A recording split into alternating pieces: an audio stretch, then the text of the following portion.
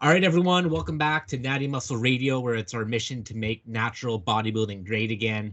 We're going to have an awesome episode this week for our fourth episode. It's going to be myself and Shao with a great up and coming pro natural bodybuilder, Brandon Wadas, also a great coach. We're going to talk to Brandon about all sorts of things, his take on the industry, his coaching, his future plans, everything like that. So, stay tuned for some awesomeness with Brandon coming up. And I got on with me my co-host, Shao from New York. Shao, what's going on today? Hey, what's up, Connor? How's it going, brother? Everything's going pretty well. So just a recap of this week. It's been another hectic week because as you know summer's coming and I work in the school system, so there's a lot of work to follow through and just to close out the year. And just from the last episode, I'm also expecting a child with my wife. So I'm trying to get work in order because in September I'll be taking some time off from work for paternity leave. So I'm just trying to get things in order. And as for my off-season progress, training has been going pretty well. It's funny because I've been noticing a lot of gains on my quads, and I think it's the Cybex hack squat. But I'm trying to give him more time to bring things up. Nutrition factor wise,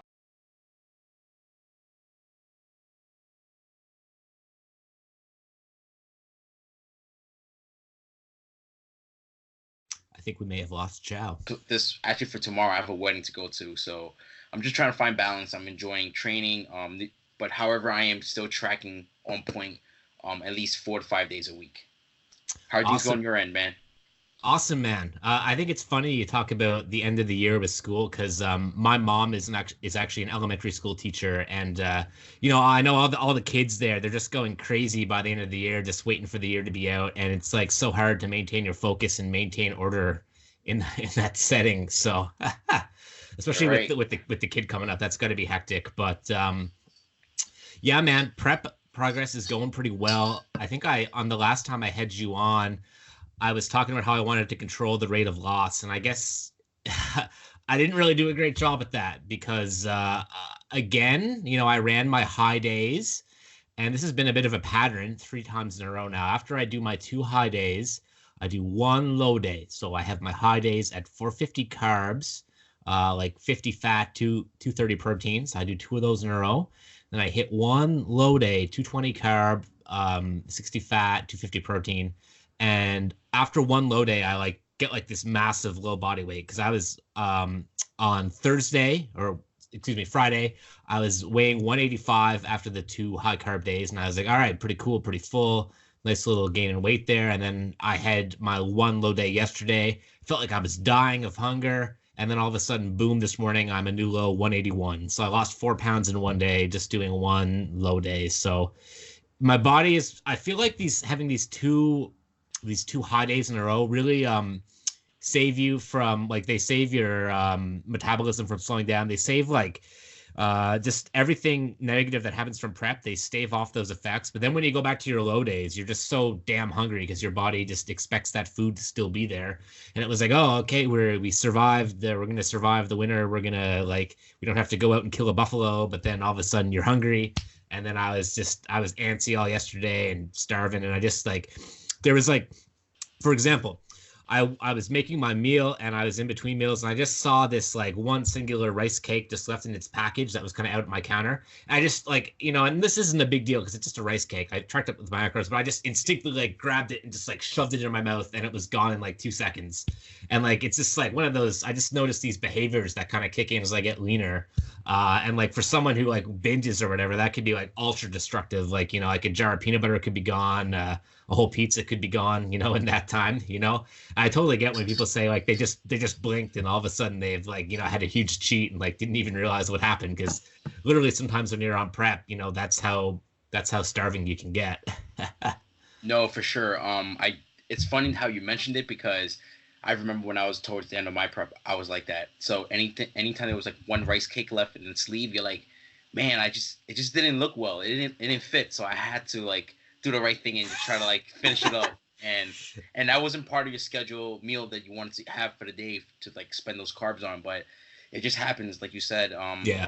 As you mentioned, as you get deeper and deeper, like I think those refeeds, like you said, it keeps you sane. However, when you transition back into the lower days, Yeah. you are gonna feel the effect because, like you said, like your body depend like because of those double refeeds, you're like you want more of that volume of food, Yeah. and then once you drop that, back in that low day, your body's like begging and craving for more. Yeah, in the one way it's bad because you have to resist that hunger, but I feel that it's keeping my body like extremely responsive. Like, like it would be a lot worse if I wasn't hungry and my macros were low and I wasn't dropping fat. So all in all, it's a pretty good scenario, and training's still pretty good despite the relatively quick rate of loss. Hopefully that'll slow. I'd imagine it'll have to slow down because there's not a whole lot of fat I think I have left to Hmm. lose. I know I definitely need to get leaner for the stage, but I think I'm looking at like maybe somewhere between 5-ish to 6-ish pounds to go, to be pretty damn hard. And, maybe if I have more time and things are going good, I push a little bit further, a little bit harder than I have before. But I guess we'll just have to see, how it goes, as I get through these last 14 weeks. So definitely a decent amount of time left, but all is still well here. I'm still energy wise still good. Mood, I can tell myself I get a little bit like antsy and frustrated. Like I was standing in the line today in like one of the self checkouts for the grocery store, and some of these people in the self checkout line, man, they are just moving slow. Like, bro, if you're gonna do self checkout, you gotta know the protocol. You gotta know like the sweet potatoes. You gotta know the code. You gotta know how to find it quick. You gotta get it in the bags quick. And some of these people, I was just like, oh, and I was like, just so hungry, and I just had to take a moment for myself, just to try and calm myself down a little bit. But that's just the magic of prep, just kicking in slowly here as I get leaner. So, Yeah, you know, and I want to ask you. So, I after looking at your pictures this week, so honestly, every time we film, I I see you're getting leaner and leaner, and right now, like your facial and even your body is starting to get like really diced up. I mean, like, yeah, I've seen. I'm pretty sure this is why how I know I'm confident that you're gonna bring a brand new package for this season, this upcoming season, because you're like what 14, 13 weeks out. 14 weeks out today. 14 Yeah, weeks out, and yeah, man, and it's like you're super shredded already, and but you still have, like you said, you still have like, I feel like because of the transition and the rate has been so smooth, you're expecting that real plateau, that real battle soon, like the yeah. last bit of fat to really dig super deep. And that's why I want this playtime. I want to have like a diet break if needed. Well, Hmm. I do kind of have one planned for like mid-July tentatively. Anything could change, but I do want to have that playroom for when the stall happens. And I don't want to be panicking.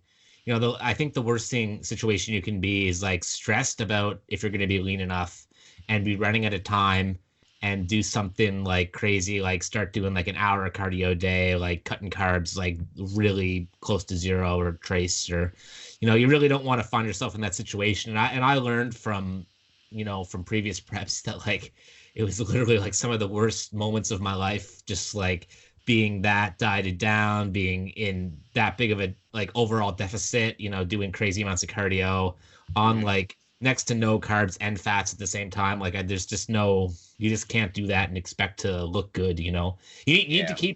keep physiological conditions as normal as you can as you get leaner, and it's quite difficult. But I'm finding this year is it's my fourth prep. Like it just things just seem to happen faster. It's like my body will like readily accept getting leaner easier. And had I been this lean my first prep, my body probably would have been dying. But right now I still feel energetic. Like Hmm. hormones still feel like relatively normal. And so, hopefully I can just, instead of just calling it good and being, let's get on stage now, I kind of want to bring it to a next level and, see some more details that I've never seen before on prep. And that's kind of what's exciting me about this last few weeks. So, Yeah, uh, and I think part of this comes with the experience you've had over the years because as you know, every time you prep, you put a higher expectation on yourself for the next season, like meaning like I know I'm gonna mentally dig deeper, and you're always mentally preparing yourself, even especially during off season. And now what I'm hearing is that everything's going so smooth, and you haven't felt as dog crap as you did in the past yet, at least yet, because eventually I do believe everybody feels like crap. Yeah. And, we'll catch up. Don't worry about it. You've been doing an amazing job. And I want to ask you, for the fans, for the listeners, did you make any adjustments to macros or cardio protocol within the last few check-ins we had? No, well, I mean, what I've been doing since the rate of loss was so quick, the diet's been about the same, like 220 carbs around my low days. But what I started doing since the rate of loss was so damn quick was I just kind of cut down my steps. I kind of just like stopped tracking them, and maybe that's being a little bit too uncontrolled, but it's kind of once you get into doing steps, you can kind of like know how many you had just by going through your day after you track them for long enough. So basically, like, today was a day off work, so basically my only activity was doing some chores around the house and going to the gym. So I would reckon that would get me to around 8,000 steps, without adding in like these mini walks in between. Because if it was a day I wanted to get like a lot of steps, like between 10 to 13K, I would get up, go for a 15-minute walk, have a meal, do some chores, and then do another 15-minute walk before I go to the gym, and then maybe do another 15-minute walk like before my last meal, something like that at least. And that would get my step count up. But I was just like, I was liking the macros I was on. It was easy for me to adhere to. It was a nice amount of food. It wasn't, obviously I could eat more, but like just the food selection and rhythm I had was good. So I was just like, let's just cut down a little bit on this activity and try and control that rate of loss. And like I said, so far it's still just coming off like fast. I mean, last time when I did the show with Jose last week, but I think I was hanging around. I think my low was like 182, so I lost a pound after doing after this last week and 2 high days and all that. So a pound right now is like pretty much as I would like to lose per week now, with 14 weeks left. Yeah. And probably about, 5 pounds to lose on the low end, and maybe 7 pounds to lose on the extreme high end if I really want to like push like a madman. But I mean, the only change has been reducing my steps. I didn't cut any carbs or cut the diet down at all. Just kind of stayed steady with it. And honestly, I haven't changed the macros in weeks. I don't even know, like maybe in May I changed them. I changed some things around, but I think that was the last one. I'd have to check my calendar, I guess. That's awesome. I mean, like, this is for the listeners. So basically what I'm hearing is, as the weight's coming off, you guys, anybody that's dieting or gaining weight, sometimes we just have to, if the plan's working, we don't have to really change anything, and we just have to give it time for the body to respond. And that's awesome, man. I'm really happy for you. And, it's funny too, because I'm so ready to push too. Because like, especially, I don't know if you got a chance to listen to the Jose interview we did, but like, it got me so fired up just to crush it and just like destroy myself. But I just haven't needed to do that yet. And I'm sure if he was coaching me, he'd be like, yeah, progress is great. Don't need to change a thing. So I'm trying to keep it on the level here. But Jose, I'm ready. He's like I'm ready to push another level. Yep. Yeah. He's like that type that's like, he'll do like 3 a days if he has to, and like 2-hour cardio. He's intense. Man. Sometimes that's what you have to do in order what you have to do. And I think that's the gray area I'm starting to really understand, because of course, each time you prep, you want to make things easier and less stress for the body and the mind.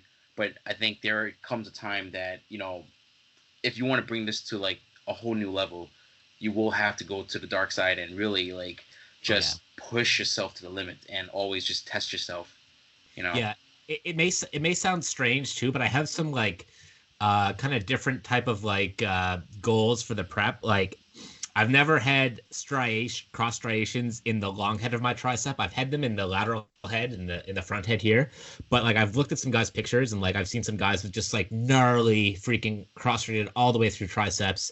And my like long head has always been a little bit soft. So I would like to see that just like purely striated if possible. And maybe it's a genetic thing and I can't get it, but I'm just gonna like just kind of hope for it and not do anything too insane and just kind of see what happens. But that's one thing that would like get me psyched, is to have like striations all through my triceps. And obviously I want to see the glutes completely diced, and they were pretty good last prep, but I feel like there's just like a different level. Like that Ben Howard level is just like kind of ultra crazy that like only a few people can reach. So definitely wouldn't stop dieting until I saw lines through all my glutes. But if I could get them to like a level like Ben Howard, like that would be like, oh, I'd be so insanely excited about Yeah, that. You know what I'm I hear you saying? on that one. Those are definitely goals. One more thing I want to ask you: what's your psychological like mentality like? Because I know one of the hardest thing. I mean, for me, for my prep last year, it wasn't hard because I felt like my friends and family they understood, and the fact that my wife and I we kind of like lived a little further away from our friends. I was able to focus more on my training and nutrition and dieting, so it wasn't as tough as it was back in 2016 for me, where it was so Right. accessible to go out and Right. have like all these foods around you 24/7 constantly. And Right. like what's your mental aspect like when you're with your friends, with your family? Yeah. Well, I actually have kind of a good example of this because I think it was last Sunday we had a family dinner for Father's Day, and it was Hmm. also some of the family members' birthday. And my family is pretty cool with it now. This is my dad's side of the family's from the States, so I don't see them as often. But my mom's side of the family here in Canada, I've had dinners with them before when I've been prepping, so it was kind of just like they kind of weren't surprised to see me show up with Tupperware, and they weren't offended. Another thing that made it, I guess, maybe a little bit easier is they were eating like lobster, and I have a small shellfish allergy, so I had kind of had like two ways out of the meal. Yeah. But you know what? At first, like I was just a little antsy because I was after the gym and I was hungry, and I was like, I could tell myself getting like slightly frustrated with the situation. But then I literally just ate my meal, closed my eyes, and just realized like I can let this bother me that I can't eat the food, or I can just like let it not bother me. And if someone makes a kind of weird comment to me, I'll just take it in stride because it's just part of what I'm subjecting myself to. So I did have a conscious moment there of just like being like, this is fine. Like it was after I ate my own meal and I wasn't starving anymore. And Yeah. I was like, everything is fine. Made it through. And, anything that is bothersome, it's going to be on me because I'm letting it bother me at this point. So, um, and overall, it's been pretty good. Like I've just been focused, and I'm really trying to do a good job of not letting anything like bother me that's going on like around me, like externally, and like I've never been in such a good rhythm of just going to bed every night at the same time, waking up early. It's really easy too now that the sun is out. Like it's really easy for me Yeah. to wake up around 6 a.m. It's awesome, and I feel productive. And I kind of talked about this in my Instagram story the other day, but prep makes me like very type A. It makes me very like plan the day, get the food Yeah. ready, like, and this is something I don't do a good job of in the off season, like fold my laundry, Yeah. plan what I'm wearing to the gym, plan what I'm going to wear out in public. Like everything is just so on the money. And, you can drive yourself too crazy with that. But I think for me right now, it's a very good thing. It's kind of what I need. And I'm kind of someone who has like a very relaxed personality outside of Hmm. prep, almost to my detriment sometimes it can be. So, but overall, no complaints. It's been pretty good. Yeah, and I think I like what you said about planning ahead when you're during your contest prep, because I think that's super important because a lot of people I feel like especially like some flexible dieters. I mean, of course, once in a while when like things that you can't control with busy schedules, you try to find a way to fit in your meals and hit your calories. But a best way to really ensure that you bring your best is to really just plan ahead and just plan your day ahead, because one, especially when you're dieting for a long time, you look forward to those meals, Yeah. you know, and Oh two, yeah. just knowing how much you're putting into your body and what's going in. And I Right. think the consistency really does show in the physique itself. Right. And then when you say planning your day ahead, I wanted to point out too an advantage of flexible dining too is if something with your plan goes wrong, you open up your Tupperware and your chicken is rancid, you forgot a meal at home. If you have a great knowledge of macros, you can probably find something on the fly that's Hmm. workable, right? So that's what's good about having an open mind with flexible dieting and just like having a great base in your mind of like of macro counts of different foods. If an issue like that arises, you don't cheat or ruin your prep. I mean, you wouldn't ruin your prep with one meal, hopefully not, but you wouldn't just like be like the day is lost or whatever, or just like all bets are off or like quit prep or anything Hmm. like that if you were super emotional. So that's one huge advantage too to doing things the way we do it with flexible dieting. Yes, I totally agree. I agree. Cool. So should we bring the Wadas on? What do you think? Yes, I'm ready. I'm ready to talk to him. Ready to meet him. That's it. All Let's right, do this. I'm gonna give him a call now. Let's see. Brandon Wadas. I think this is him. Let's see what happens. I'll probably edit some of this out. This call and wait and stuff. Yeah, it's pretty cool, man. Pretty good episode so far, man. Yeah, that was awesome. That was a good interaction. We're getting better. Can't wait. I'm gonna be asking him a lot of things too. Just let's see.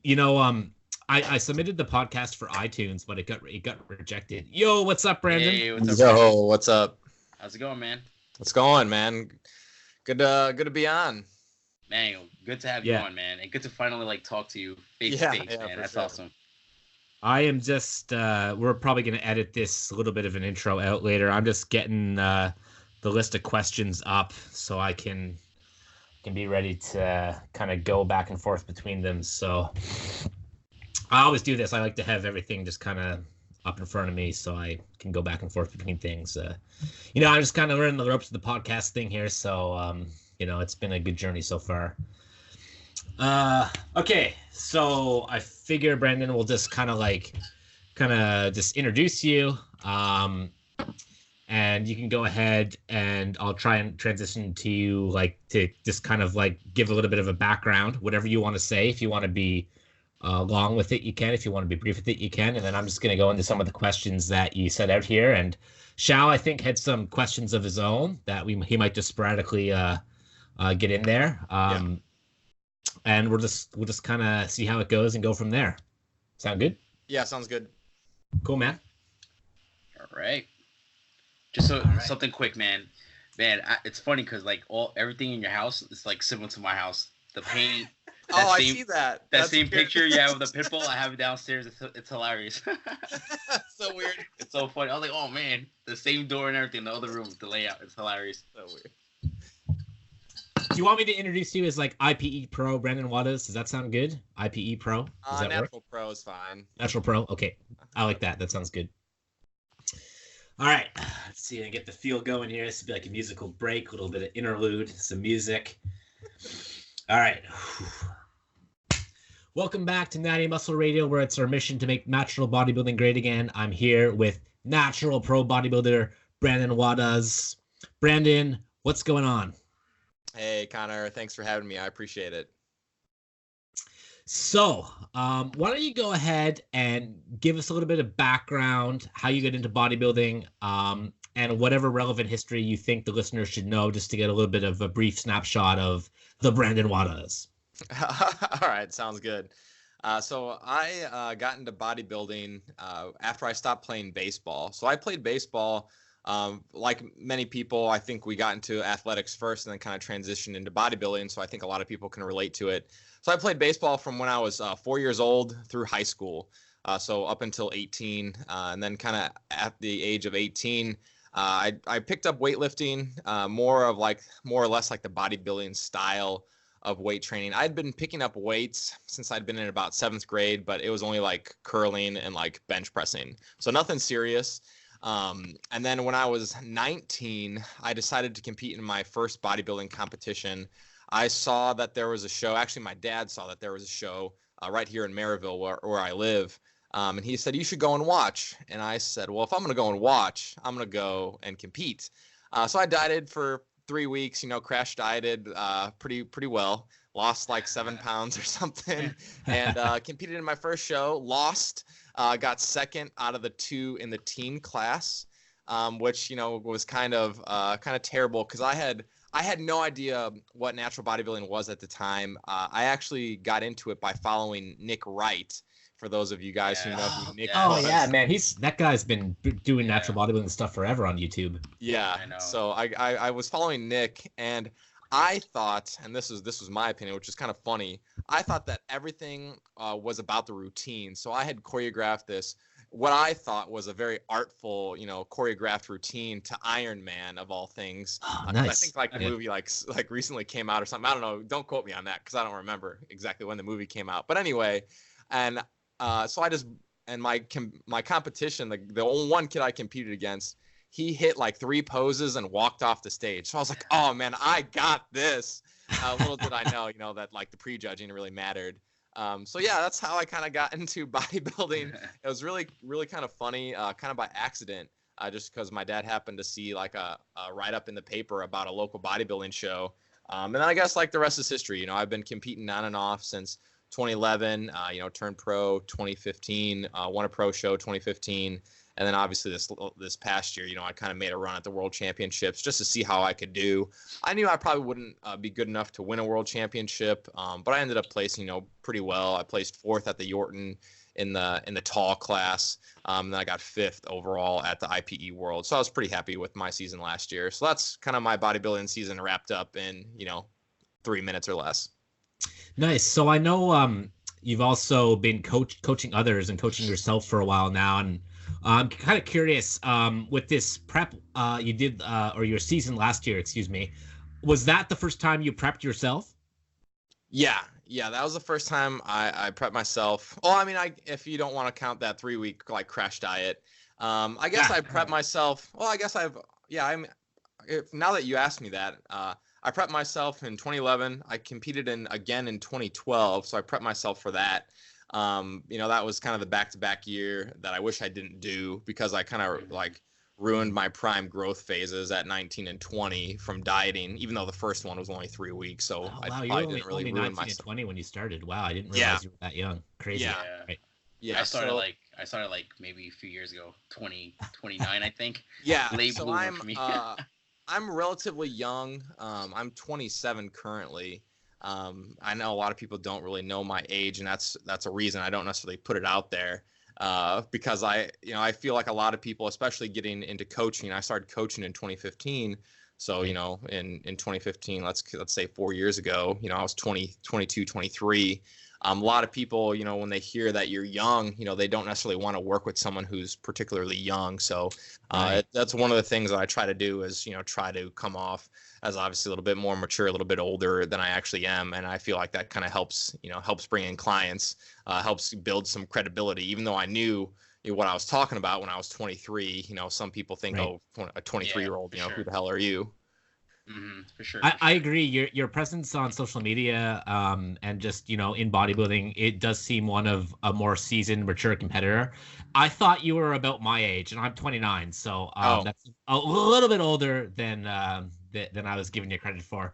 But I think that's awesome, man. And yeah, like I said, the way you conduct yourself, I wouldn't have thought you got into it so young, you know. Yeah. And I you know, it's surprising for me to hear that right now, even though knowing you as long as I've known you too. But I'm kind of curious what the experience, you know, was like prepping yourself. And I'm doing the same thing right now. And, you know, it can be difficult. Sometimes it's hard to be objective with yourself. So I'm kind of curious if you can kind of go into some details and key points of, you know, what that experience was like. Yeah. And I'll tell you right off the bat, and I'm sure you can agree with this. It was tough. You know, it's very hard to prep yourself throughout the entirety. And I know a lot of people, you know, might bring somebody on at the last quarter, if you will, to help them like close the season out. But I wanted to do it all on my own. I was confident in my abilities, but yeah, it was definitely challenging. So some of the things, you know, that I set up for myself was planning my entire season out ahead of time. So I knew, you know, exactly where I was going to be taking diet breaks. You know, I knew where I roughly needed to be for my body weight. Just like you, even though I had taken, you know, 3 years off, I pretty much knew where I needed to be at certain checks. Right. So, I mean, I just kind of wrote it off on a scratch piece of paper, and I still actually have it on my desk right here, which is kind of funny. But like now, like, and for my clients and everything, I do these Excel spreadsheets and, you know, make everything look super nice. But for myself, like, I literally just like wrote everything on my calendar. I wrote stuff on like scratch pieces of paper. But then I went on those, you know, and I kept myself accountable. I'm like, look, you know I need to be, you know, roughly 175, let's say by like June, just throwing that out there, because I was going to compete in August. And I needed to be roughly, you know, 170. So by June, I wanted to be roughly, you know, 175 or so. And I looked back at the end of the year and I saw that, and it just happened to be that I was at my checkpoints almost exactly how I wanted them to be. I finished my year exactly at the weight that I wanted to be. So it worked out well. But yes, like that's not only the weight was on point, because that's the easy part, you know, getting your weight to a specific point. It's your look to a specific point that's more challenging. So yeah, right. You know, it is very hard, and you're doing the same thing for with me that I did with you. Like I would send you random pictures last year, way too much. Yeah. And now I get all the random pictures from you. You know, I think, what did you send me? Was it this morning or yesterday morning that said "just for you, babe"? And I just kind of laughed, like. Well, like I was lying, man. I sent that to at least 2 other people, bro. Oh man, you're not being. But I sent it to you first, Brandon. Okay, thank you. I was gonna say you're cheating on me, but you know, so I mean, of course, you want to get feedback from other people, but at the end of the day, like I knew what I was doing, and I knew like what my physique needed to look like, and I did send my couple pictures, you know, obviously to you, of like one guy that I used who told me, hey, like when you think you're lean, send me some pictures. Was Whitaker, and nice. I didn't know that. Oh yeah, so I texted him some pictures when I was like roughly at 170, and I was feeling pretty confident, and he goes, well, you're definitely lean. He's like, but your chest still sucks, and I was like, oh shit. Like, that's cool because he comes off as such a nice guy. That's kind of cool. He just kind of gave you such a well, in his I didn't see the pictures, but such a sincere thing, like where he like really believes like, hey man, I gotta let this kid know where he's at. Like that's awesome.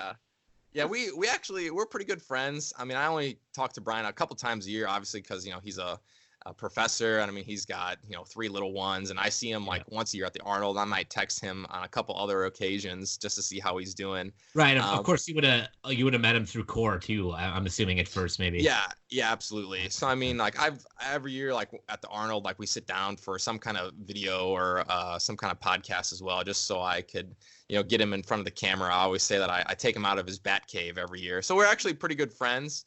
Which it's great to know that I could have Brian evaluate me, and I know that he won't sugarcoat shit. So coming from a 6-time world champion, it's great to get that kind of feedback. It's really awesome, actually. I really like this prep too, and I'm trying to follow like as closely, I guess, in your footsteps as I can, because you were someone who is like definitely, I would say, like ready early or like ready in plenty of time. And that's like, that was one of my biggest takeaways from it. And you really kind of have to like, I mean, it's not that hard to do if you know like where you need to be and like know what real conditioning is. But I'm sure you got it. Like people at your gym being like, bro, 12 weeks out, you're ready now. You know what I mean? Like, because the general pop doesn't really quite understand like where it needs to be to like have that crazy leanness on stage. I'm sure you must have gotten some of that. Oh, yeah. When I was 180 pounds, I remember guys just stopping me saying, oh, dude, you're looking phenomenal. And I was like, dude, I got to lose like 10, 12 more pounds. No, bro. Like 20 weeks ago. Bro, just cut water. You'll be good. You'll be good, bro. Yeah. And like at my gym, it is kind of nice. Like there are some competitors. There's not a lot of natural competitors, unfortunately, but there's just a lot of big dudes that kind of keep me in check. There's guys that bench, 450, deadlifting, squatting 700 pounds. And there I am, just like, skinny white boy, pretending that I'm big. And these guys, have 20-inch arms. And I'm just like, yeah, I'm a bodybuilder. But you hit that new bench PR, man, recently. I saw your post. Yeah, that's right. Yeah. I was surprised because, I mean, I've never seen you really flat bench before. And that was like pretty impressive for just being kind of like median off season, pretty cool, man. Yeah, I would say he's my lifting partner, but I essentially just spot him. That's all. He just abuses me. Genesis, a lot for those guys of you who follow me on Instagram know Genesis. He's a power lifter at my gym, and he had a bet with me, that if he could do 215 or 275 for 15, that I'd have to bench 275. So I told him, okay, I'll come out of my 5-year retirement from bench press and see what I can do. And I threw up 275, like it was 185, and just kind of went up from there. And he had never seen me bench press either. I've literally haven't bench pressed in 5 years. So yeah, I was pretty happy with 325. It's funny because when I've always been a huge fan of you ever since like back in 2015. Like just before I even like linked up with Chris Barakat, I was just kind of like researching around, trying to find some good quality coaches for my first season. And I remember I'm just trying to like get stuff on Cliff Wilson, and I see you and Anthony Kim at the time. You guys, yeah. I was like, man, you guys look amazing. Like, and I was watching like those power block videos, You and Cliff, the benching, the heavy squatting, Oh the yeah. heavy deadlifting, man. And it's just crazy how fast times really flew by.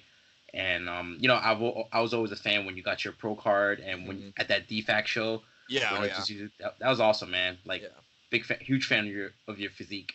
One thing I wanted to ask you was during your prep last year, did you run into any like road bumps?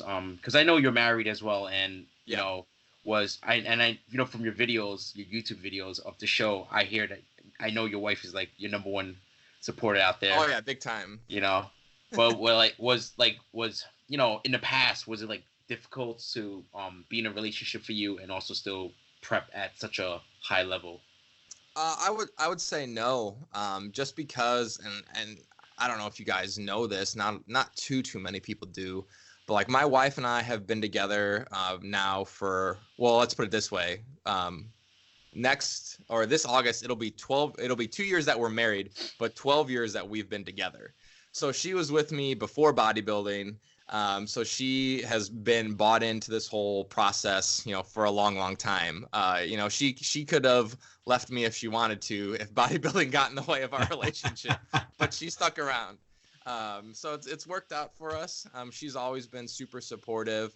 I would say, and I've talked about this a couple times, the only thing in the past that was a little bit tough was when I was living at home with my parents when I was younger. So let's say like when I was 20, and I prepped myself, living at home with your parents and, going into caloric deficit for an extended period of time, obviously, you're really cranky and like as a parent, and I could see now that I'm a little bit older, as a parent, it would be tough to watch your son and or daughter restrict themselves for a long period of time and lose a bunch of weight. And they didn't really care for that aspect. So that was tough.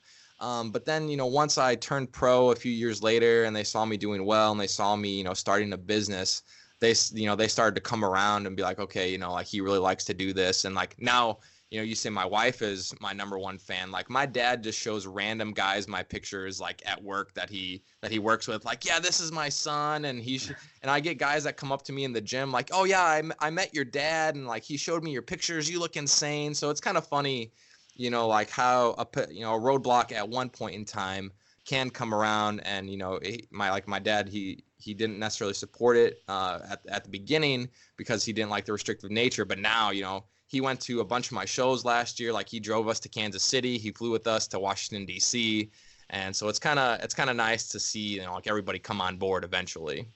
Nice. That's really awesome. I mean, that's the process of everything, that's really cool. You know what's funny? I actually had a very similar experience my first prep. My parents were not behind it at all. I was a little bit older than you, Brandon, at that time. I think I was 22 or 23, and I just finished university, and I was just kind of between whatever I was doing. So I was like, okay, bodybuilding show, let's do it for first time. And it was a terrible experience. I kind of talked about how bad the prep was in previous podcasts and stuff. I'm not going to go over it, but it was awful. And actually, when I did my show the next year, I was no longer living with them, but we were still in the same kind of area. And I actually did the whole prep without telling them I was doing it. Oh, wow. Yeah. And I didn't tell them till a week out because I just didn't want to hear them just like have any negativity towards it. When you're on prep, you don't want to let anything external like ruin your focus. So I was very much in that zone. And I was trying to avoid seeing them too, and I didn't want them to see how like drawn in my face was. But they didn't, they didn't even clue in until I told them. Oh wow. Yeah, but then and then I think they kind of realized, okay, this is something he likes to do, and some of he was a little bit bothered by our negativity towards it. So it's kind of the same thing with my family. They've come around to it a lot, and I think one of the big differences too is I don't compete every year, and it's not like a constant like craziness cycle. It's like, okay, for 4 or 5 weeks every now and then, he's going to be in a little bit of a shitty zone, but he gets himself out of it and he does fine, aside from those few weeks. So. But I want to move on too. I remember seeing this post, and I was really kind of like proud of you when I saw it. Is that when you finally, I shouldn't say finally, because I feel like it happened, in a decent clip for you, but maybe you can go into that with some of the listeners. But getting into doing coaching full time, and if I have this correct, you were an in-person personal trainer before you were doing coaching full time. So kind of talk about that transition, how you started, how you built up a client base, and kind of some of the challenges you would have faced with that.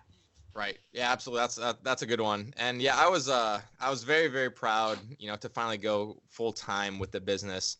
Just at the beginning of this year, I believe it was February or March that I finally pulled the trigger. I think March was my first full month because I went to the Arnold and then I came back and I had like a week left of my job. So like kind of mid-March, I went full time with it. But yeah, I started coaching, I would say at the end, the very, very end of 2014. And I only coached one guy. Like I was lifting at a gym. He was a teen competitor at the time. Like I said earlier about building credibility, at 22, 23, like you're not too credible. So you kind of have to go a little bit younger. So I literally just walked up to a kid at the gym and I came in like, I think you'd be a good teen bodybuilder. And he basically said like, who, me? And that was kind of how I got into coaching. I coached him for free. I ended up working with him for an off season and a contest prep. He's actually still one of my clients after all these years. And then, of course, I started working with some people locally, and then it kind of grew from there. I did switch jobs. So I've always been, had some kind of foot in the fitness industry, but out of college, I actually work like a conventional job. My degree is in business management, believe it or not. So I didn't go to school for any of this. I just went to school for business. So I got a conventional job in a sales company. It just didn't necessarily fit well within that kind of group. There was a lot of backstabbing going on with like stealing accounts. And I was like, it's kind of toxic to be in here. Yeah. So I got out and then I got into personal training. And I taught like group classes and stuff like that. And I did personal train for about 3 years. And I liked aspects of it, but I didn't, I didn't like a lot of aspects of it as well.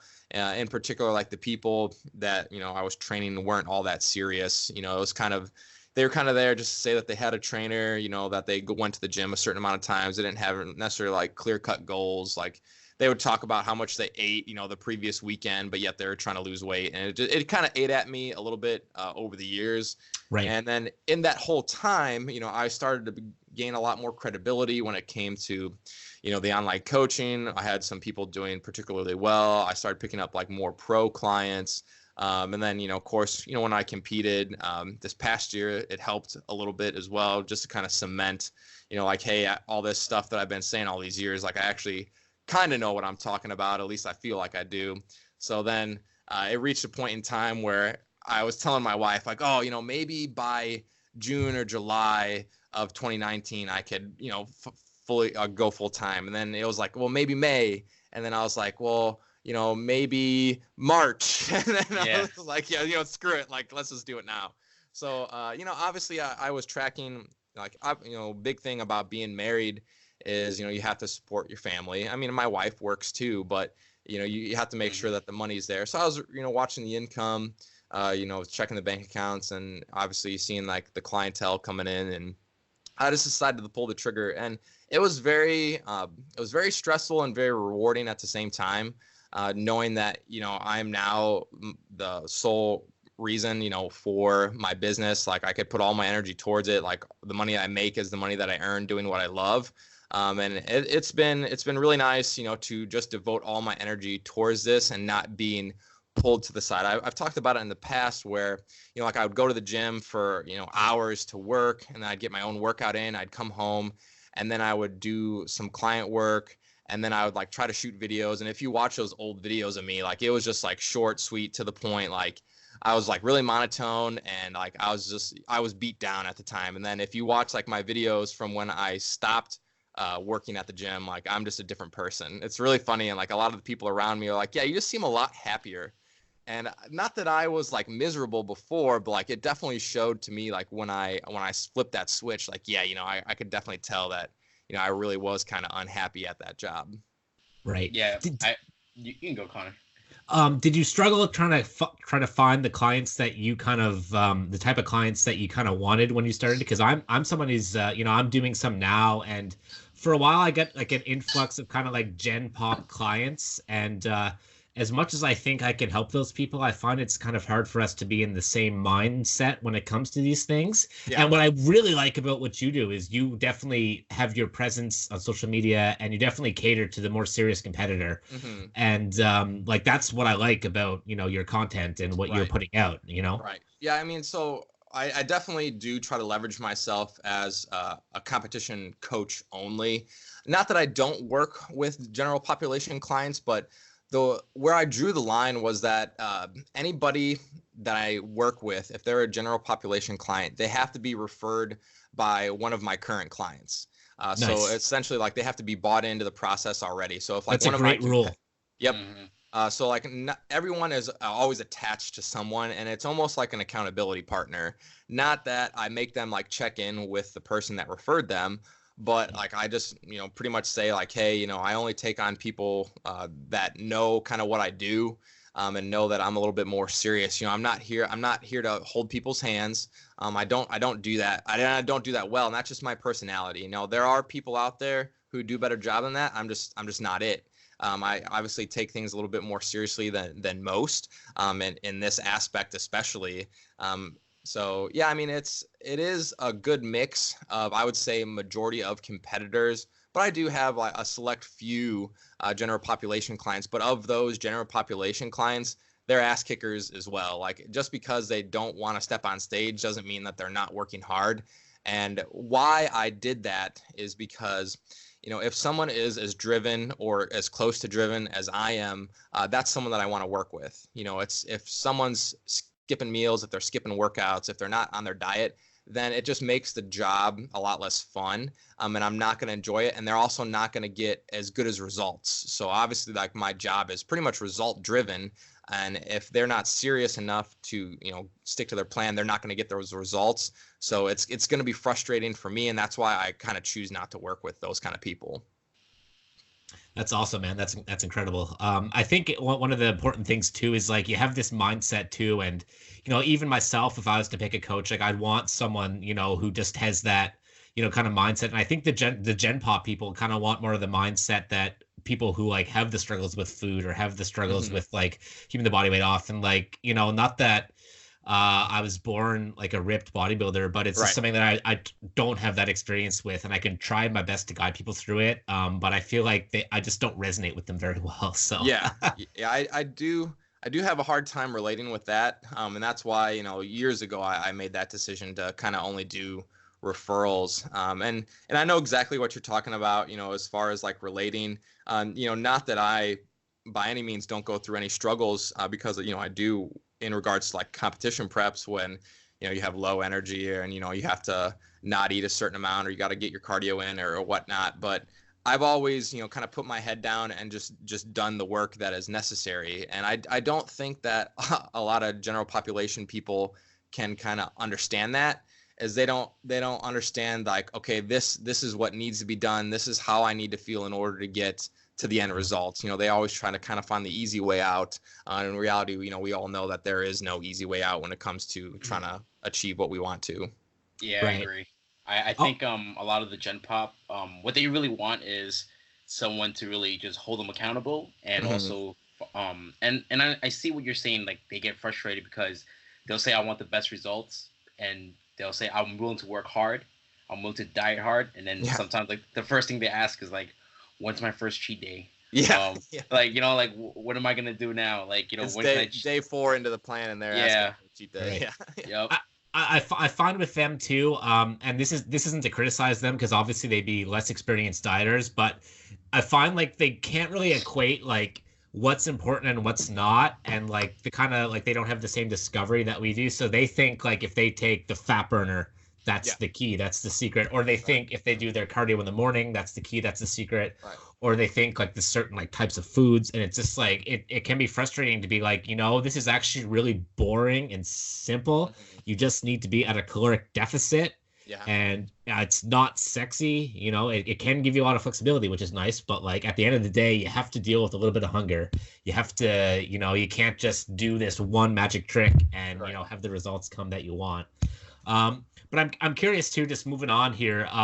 What's your take on the coaching industry, in general? Because we see a lot of young coaches coming up from all around the world. And, I'm just curious, kind of, since you're someone kind of young who's got themselves established pretty quick, I'm curious, what your kind of take on, and everyone's a coach. Like, I'm a coach, Xiao's a coach. I'm just kind of curious what your thoughts are on that.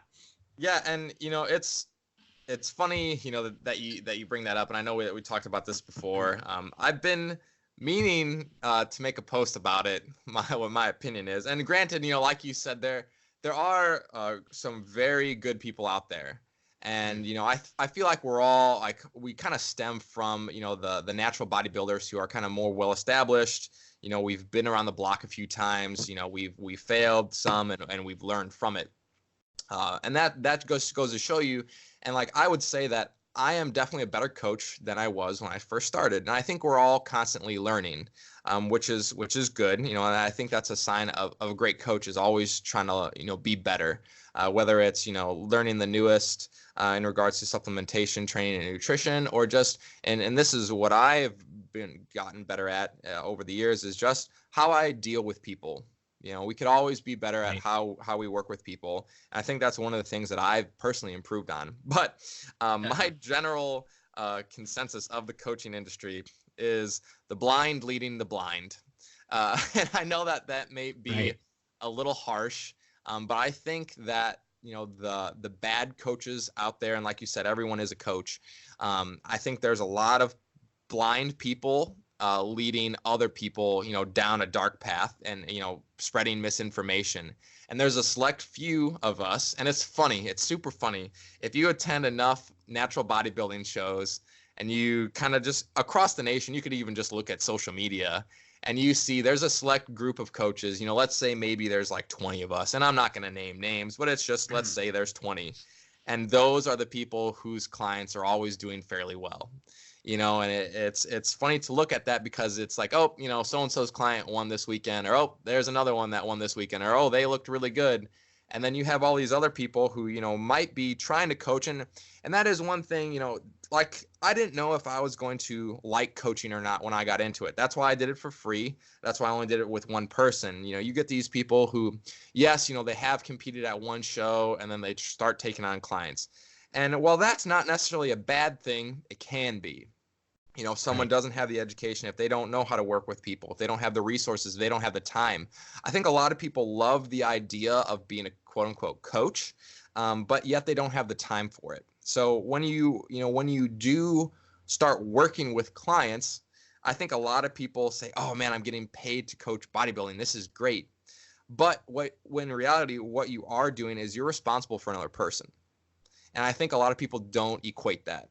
It's like, no matter how many people I have coaching, I'm responsible for essentially their lives. And I know that may sound like a little lofty, if you will, but you are. Like, you control what they do, you control what they eat, you control, how they train, and you control a good facet of their lives. And I think a lot of people don't understand the ramifications of it. So, when you get into coaching, it's not just coaching an athlete, it's coaching the person behind that. And that can be tough. I think the market is very, very saturated, kind of coming back to what you're talking about before, coming back to full time. It was tough. It's very tough to distinguish yourself as I wouldn't even consider myself, honestly, a top contest prep coach. I would consider myself, an above average contest prep coach. I'd say you're on your way there. A few more years. Yeah, I would say so too. I've only been doing this, like I said, really since 2015. So let's say like just over 4 years. And I've learned a lot along the way, and I plan to keep doing that. But with the market being so saturated, it's tough, and it's hard. It's hard when you second guess yourself. Like, am I doing the right things?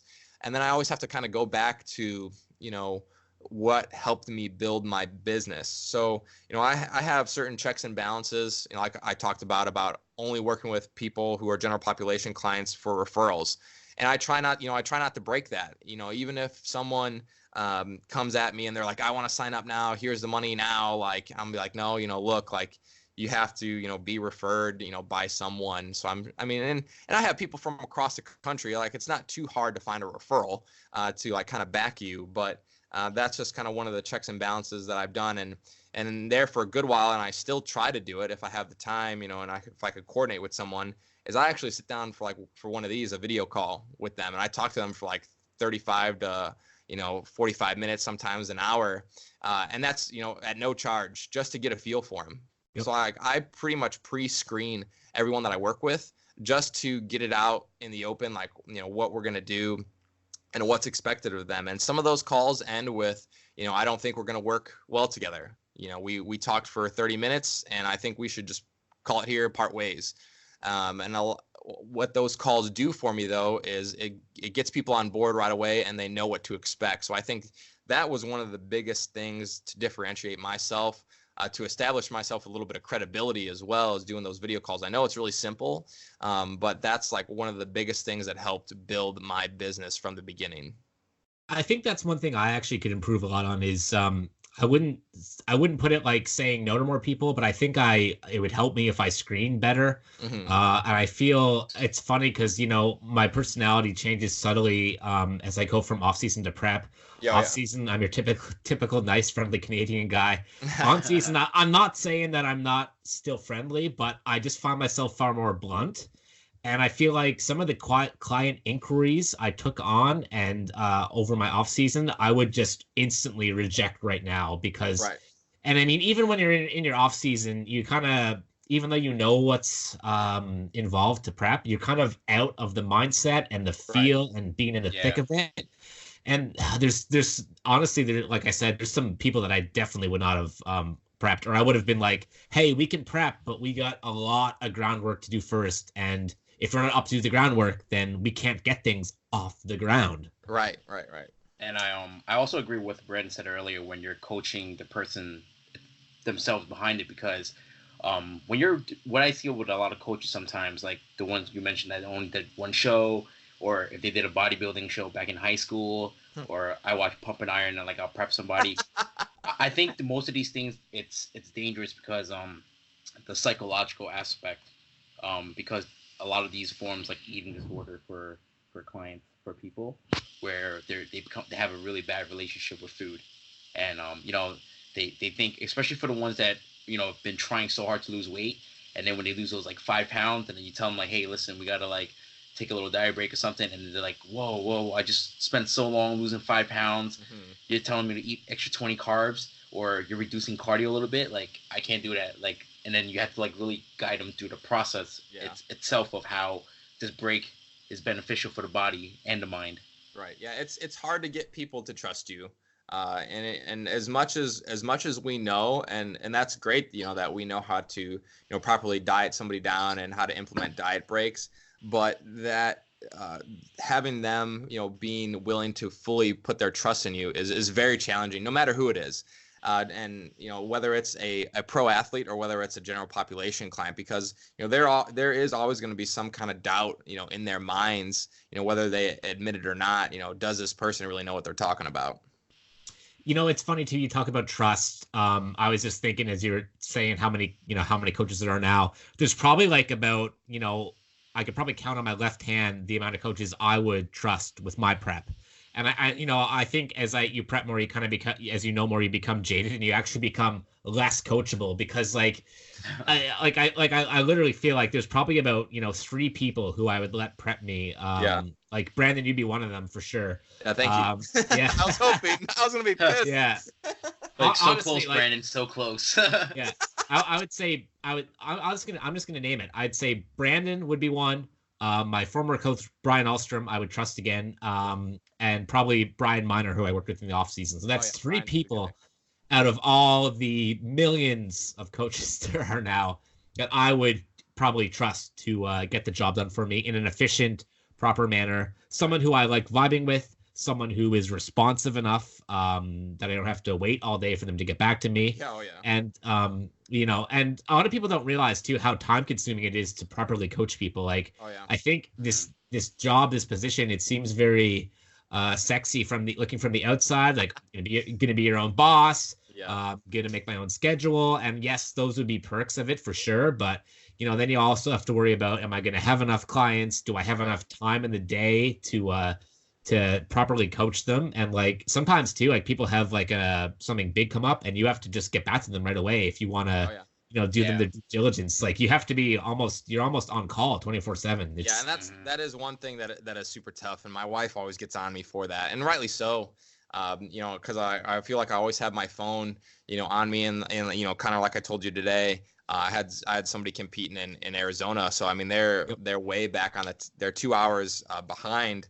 Yep. So I said, like, I wouldn't be able to do this call until later in the day, just because like I'm literally on my phone, from essentially Friday morning all the way in through Saturday night usually. And luckily it was a pro athlete, and he kind of knew what he was doing, and we coached him through, prejudging and finals, so we really didn't need to do anything this evening. But there's sometimes, and like I even told my wife recently, like usually we go to church on Saturdays, and I said, like, look, if someone's competing, like we're not gonna be able to go to church on Saturday anymore. Like we're gonna have to go Sunday. And just that final change, because sometimes I've caught myself like telling my guys, like, hey, I'm going to church, like I'll be out in an hour, like try not to text me. Yeah. I'm sure they'll understand though. I'm sure that's why I loved, in particular, Brian Ahlstrom. He was, anyone who's worked with him before, he was insanely responsive. I think it was kind of his life set up because he owned his own, I think, copying business. So he was at that all day, and he was just like, his response time was incredible. And he would schedule all his client check-ins. So like my time was like Tuesday morning between like 8 to 10 a.m. his time. And he didn't expect it to be like on the money all the time, but like around that ballpark time. And that, that definitely helped him, I think, stay organized. And like he really cared about his response time and his clients. Yeah, me too. Me too. It bothers me when I have emails that I don't get to. Like if I'm training and I see somebody email me, I'm just like trying to blast through my workout. Like, oh shit, like I can't let these back up.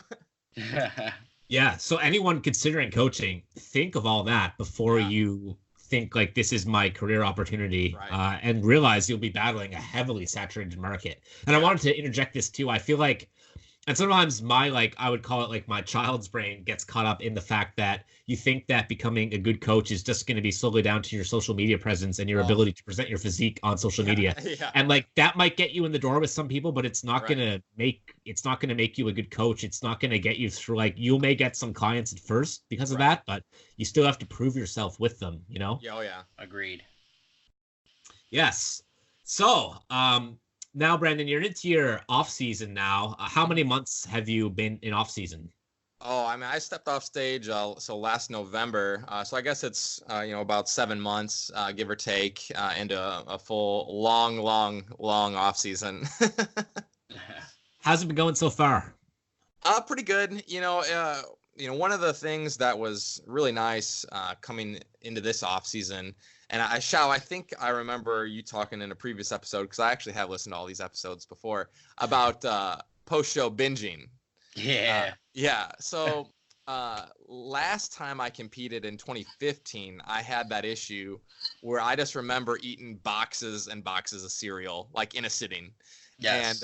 And S'mores Oreos came back out. I don't know if you saw that in my story today. I did not get them, but they came out in 2015 for the first time. And I remember sitting there and eating a package of S'mores Oreos in one sitting. There was like 20 Oreos.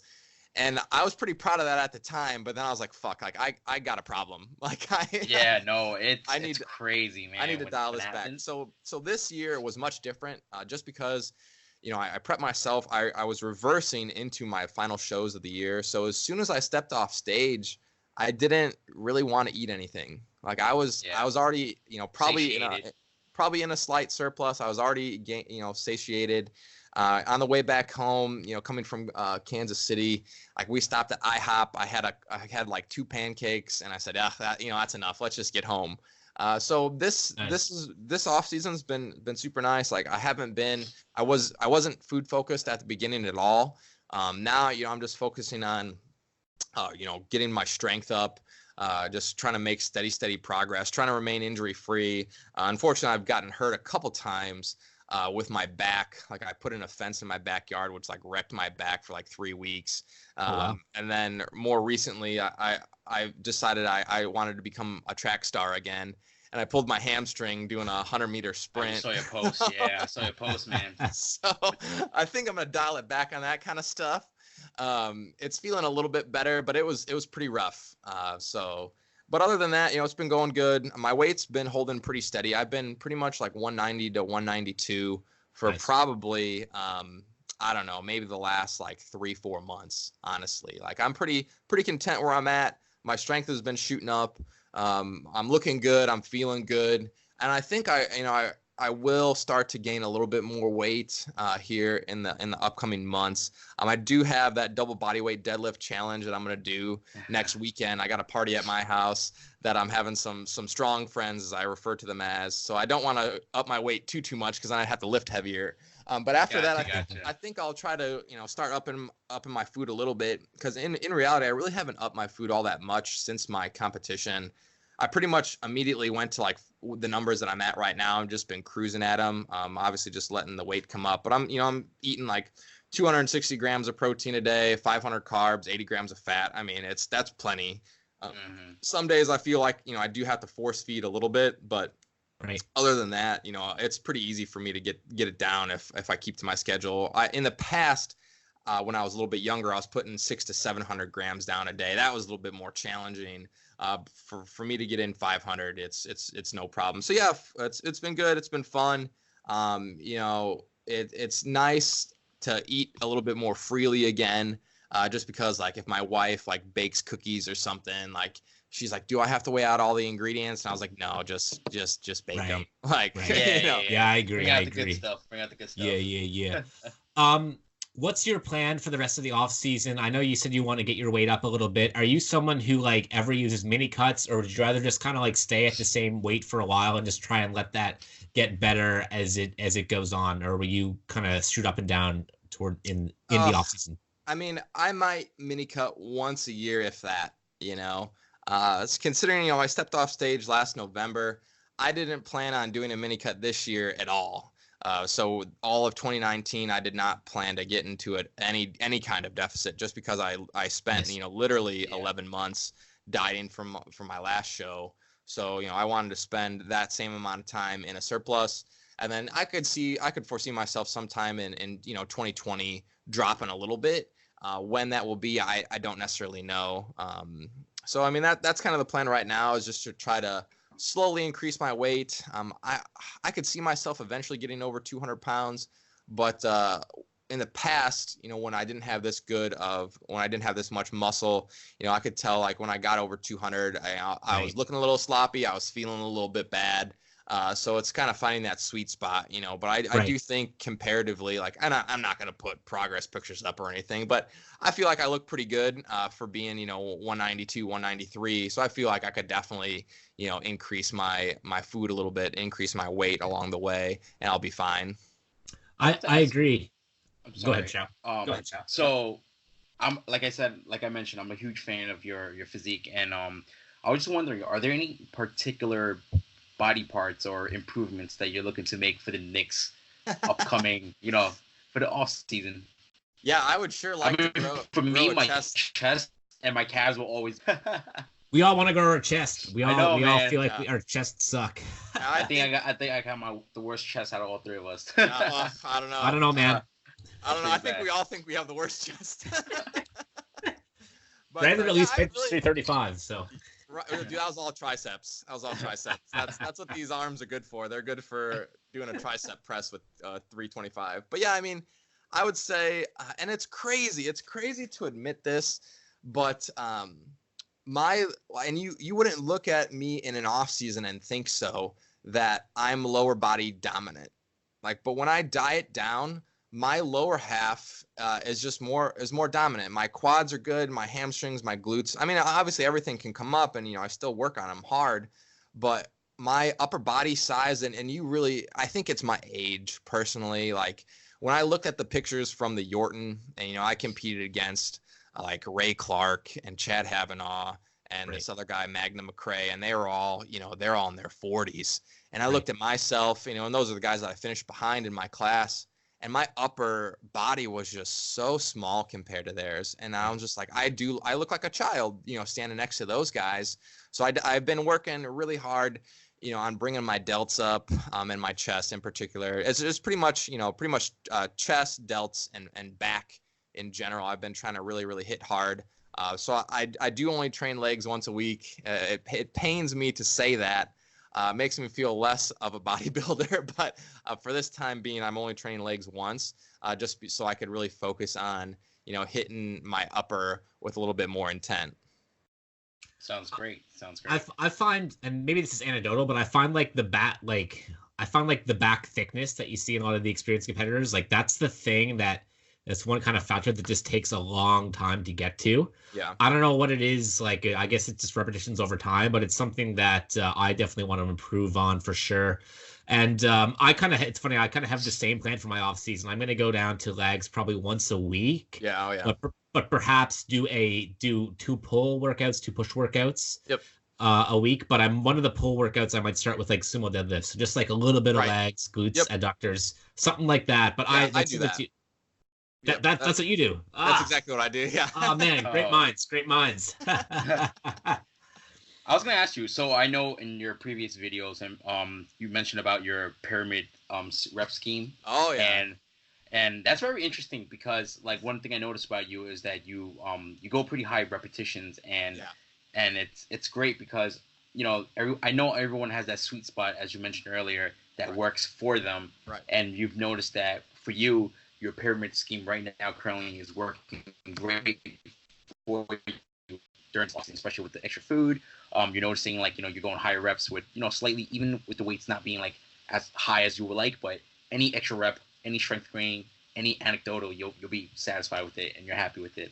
Are you planning to keep this training block, this method rep schemes for like a long haul? Yeah. So I don't think a lot of people really know how I do my training, and I think this is it kind of comes back to coaching, and I think a lot of people are always looking for something new.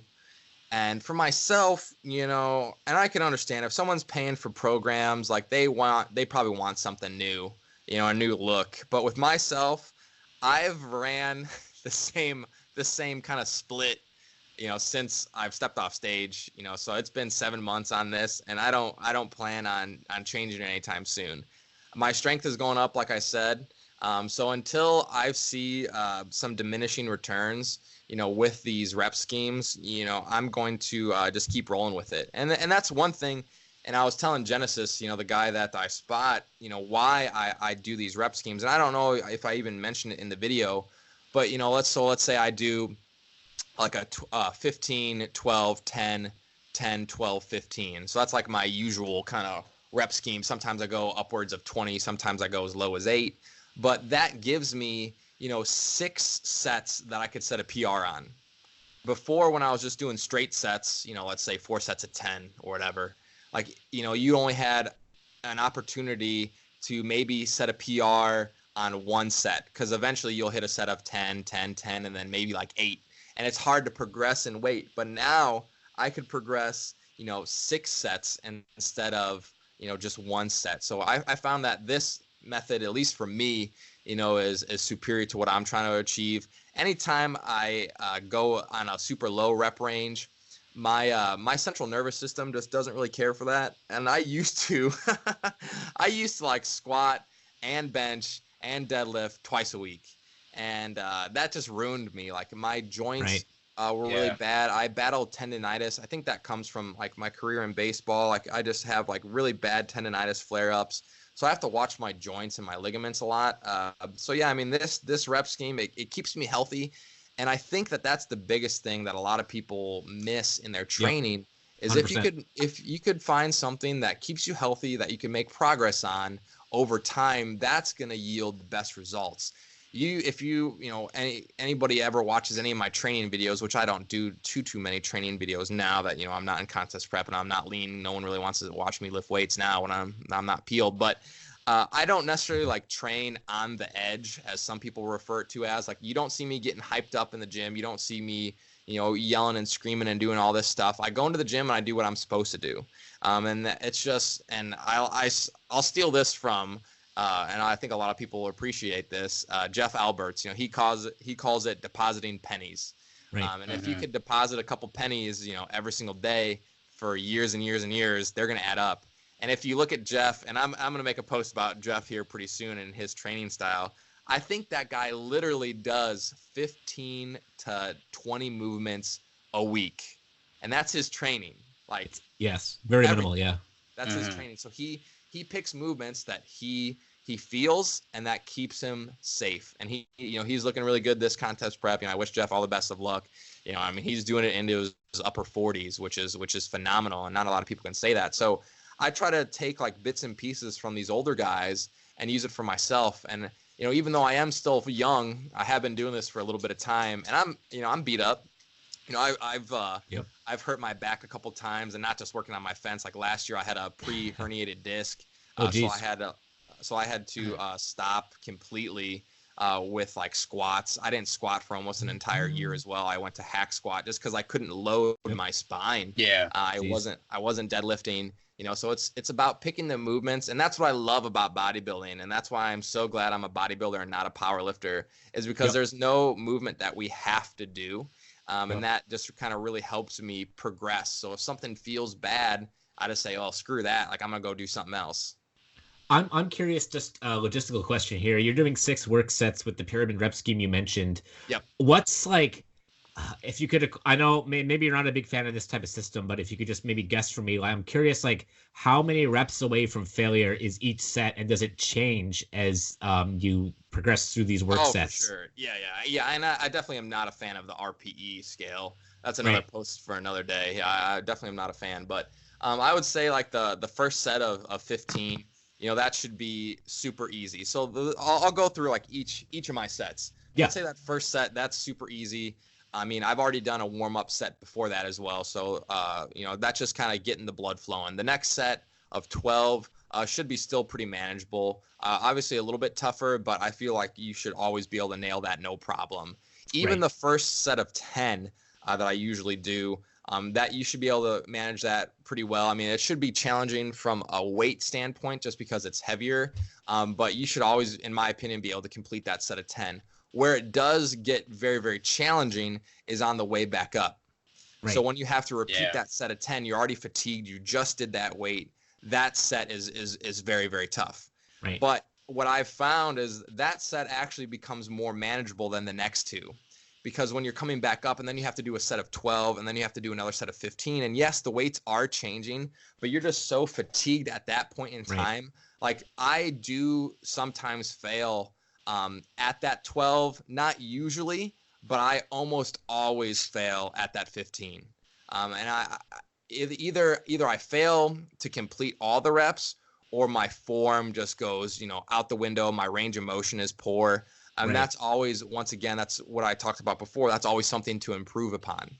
So, if I could hit, and I don't just check off the box to say that I got 15 reps. I look at the quality of reps as well. So I like kind of make notes in my journal as well. What were those all good reps?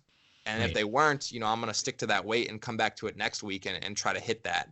So that's kind of how my rep scheme works. And like I said, I do go 20, and I don't do all my sets like that. Don't get me wrong. I don't do all of my sets with that same scheme, but a good chunk of my like prime movers are based like that. So let's say like the first and second exercises of chest or back are going to be that rep scheme. And then I do go to straight sets, on like my third or fourth exercise, depending on how many I'm doing.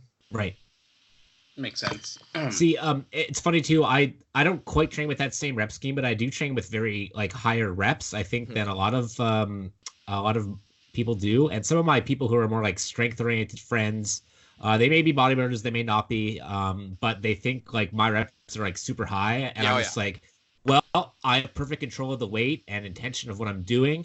I'm staying injury free. I'm getting a great pump, and I'm enjoying my training. So what's wrong with that? You know what I mean? I know Doug Miller does some kind of similar type of pyramid stuff, and so here are two like amazingly crazy jack guys who don't use RPE and don't use like anything science based, but just training hard with movements they feel, and go to some sets are a failure, some sets aren't, but they're getting the results and all they need from that. And I was thinking about this the other day. It's funny that you bring that up because I think all of us truthfully can say that we've done pretty well for ourselves within the sport of bodybuilding and like the muscle growth and everything. So for our perspective, losing weight is pretty easy. Gaining muscle is pretty easy. but for some people, it's not as easy. So like when you look at guys like Doug, and it's funny to be around Doug a little bit more and to get to know him over the years. I've been with Core since like 2015 as well. So, I've gotten to know Doug at a personal level, and he comes off as like, well, this worked for me, so, it definitely should work for you too. But not everyone is Doug Miller. And it's Right. funny. And I've told guys that, you can't train like Doug because, Doug is Doug Miller. And I've made a post in the past, like, I'm not trying to be Doug Miller. I'm not trying to deadlift 405 for 31 reps. Like that would wreck me. Comparatively, and that's what people don't understand. Like Doug deadlifted at one time like 650 or something stupid like that. The most I've ever deadlifted is 500 pounds. Like I'm not trying to, I'm not trying to pull 405 for 31. That's just asinine, Well, he's in a different league. Just I wouldn't try and chase him either, just for like sanity purposes. But I just think it's interesting that there's so many training styles that can work as long as you just put the work into it. And a lot of people ask me, like, what's the best routine? And I'm like, I don't know. They're all good. Just train hard. You'll be fine. Yeah. And I know a lot of people don't like that approach. Just like, you do have to train hard and, like the results will come. Because like anything that involves, and people ask me like when they inquire to work with me, like, well, how does your training work? What is your training style? And I pretty much tell them, it all revolves around progressive overload. Like at the end of the day, that's what we all should be doing. No matter what kind of rep schemes we're doing, what body parts we're putting together, it doesn't matter. As long as it's progressing, then that's at the end of the day, that's what we're trying to achieve. So I think a lot of people do tend to overcomplicate training. With the RPE, with all these, AM, PM workouts, with all these A, B, C workouts. And there is a time and a place for specialization. Like I said, I did dial back legs and whatnot, just because I feel like my upper body's lagging a little bit. But, when people overcomplicate their training, I think it does make it less fun as well. And, there are some days where I do go off plan, like I benched the other day for the first time in like 5 years. So, that was me kind of going off plan. But, it's fun to do that kind of stuff to challenge yourself as well. So I think when people get caught up in a box, they get caught up in the box of their program. Like, this is the weight that I was supposed to hit this week. I think that's more of like a powerlifting mentality as well. Cause like Genesis, the guy that, I spot in the gym, he'll train for a 12-week block at a time, all for this one lift, and if he fails that lift, he feels like he wasted, 12 weeks of training. It must be stressful going to the gym like that. Yeah, super. Mm-hmm. And, in reality, like he probably has made progress over time. It's just at the end of the day, if you don't have all the stars in line on that one particular day, then it can be disheartening. So that's where, I don't put too much pressure on myself for a particular training day, for a training block, and really for any part of time. I used to get really upset at myself, like when I was 19 or 20, and I would miss a rep on deads, and it would eat at me for the rest of the day. And now, like, I just go to the gym, and if I miss a rep, it's whatever, because I know that next time I go, I'm gonna get it. And that's I think a lot of people put too much stress on themselves when they go into the gym with these training sessions, and like it's make or break, it's do or die. And in reality, like bodybuilding is none of those, measured in decades. Yes. It's measured in decades. And when I first started, and I would look at these guys and I would, like we all know guys like, they don't really compete anymore. I don't think they ever will, but like Matt Ogus and Chris Lovato, like, we all would watch those guys. And in my mind, like, the 10-year mark, like when they said that, oh man, I've been lifting for 10 years, that was the mark to me. Like, okay, like if you legitimately put 10 years of effort into this, like that's when you actually start to be good. And like with us, all of us, we haven't been doing this for 10 years. Yeah. Like I said, I started in 2011. Like I'm not at 10 years. I'm still a baby right now, man. When I step on stage for the big boys, I look like a premature baby. Right, exactly. So, and like when people look at this sport, it's and I don't really like to use the terminology, but it is what it is. Like it's not a sprint. It is a marathon. And I think once again, and I wanted to talk. I think we were going to talk about this as well, which might be a good time to kind of wrap into it. Yep. Is like the popularity of the sport, and is natural bodybuilding dead? We might finish with that. And I think that I think that a lot of people do like the idea of competing in a show just to say that they did. But I think a lot of people fall off because they realize how hard it is and how much effort natural bodybuilding actually takes.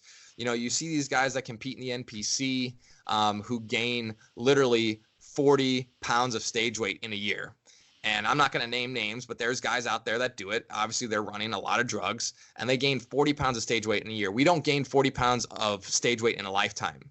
Yeah. And and that's what makes some people step away from the sport of natural bodybuilding. And we've had some guys share their blood test recently and show that their low testosterone levels, how bad they get into that of almost that of a female at the end of a contest prep, which is terrible. Right. And yeah, those may be extreme cases, but it happens. So I think that the extreme nature of the sport does push some people away. But, is natural bodybuilding dead? I don't think so. I don't think it'll ever be dead. I think it's always constantly changing. There always will be some element of people who claim to be bodybuilders and who are maybe by nature, but they're not competitive bodybuilders. There's a big difference between those who claim to be bodybuilders, go to the gym, are bros, like, diet for the summer, bulk in the winter, and that's all good and well. But the sport of natural bodybuilding is much, much different. And in my opinion, I don't think it'll ever die. I think it'll always change. And if we look at just in our lifetime, or I won't say our lifetime because we are very unaware of what natural bodybuilding was when we were kids. But let's say, like for me, I started really knowing what it was kind of 2010, 2011. If we look at how much the sport has changed in this short of time and how kind of the tides have turned, how organizations who existed before no longer exist, what's going to happen in another 10 years? You never know. I think it'll always still be around, but I do think that it is going to go in a direction where I think the competition itself is going to improve even more. So if we look at the competitions, how they used to be, there always used to be like one or two standout people in an entire show. And now, like I talked about, you go to any show, there's these select group of 20 to 30 coaches out there who are constantly putting, top client after top client on stage, and the competition just keeps getting better and better and better. So although the numbers may not necessarily be increasing super, as much as we would like, I think the quality of the competition has improved over the years exponentially. Just because it doesn't mean that there's as many people. I think the quality is definitely up there. And I think that's what makes our sport that much more exciting, because when you go to a class and you look at a novice bodybuilding class and these guys are, they could easily be in an open. And you're like, what the hell are they doing in novice? Or that guy's a first time competitor? No way. And that's what gets me excited about the future of the sport, and I just had a call with a kid the other day, and I say kid because he's 19 years old, and he's like, yeah, man, I want to get into natural bodybuilding. And I was like, you do? And it's cool. It's cool that someone at that age that I got into it wants to do that, because at that age, no one wants to, devote their life to natural bodybuilding. That's a choice that I made. Right. But I was shocked that he's like, yeah, I've really been interested in it since I was in high school. I've always liked weightlifting. It was almost like a mirror image of kind of what I did. And he stopped playing sports and he's like, I want to do this. And I was like, that's awesome. Right. So when people start young, when they start doing it right from an early age, think about him in 10 years when he's 29. How is he going to be? You never know. Yeah. But when you get into it early, when you start working with someone who knows what they're talking about, I'm not talking about just me, but anyone, if you know what you're talking about and you devote 10 years to it, you could really achieve a lot. And I think a lot of people, who are bought in, and it's funny because like when we all get together and, we talk, we've never talked before, I mean, just on social media back and forth, whatever, right. But like, we're all so very like-minded. And years ago, this probably didn't exist. But now, through social media, we could all get together. And it's funny when you're around guys at a show because we're all so similar.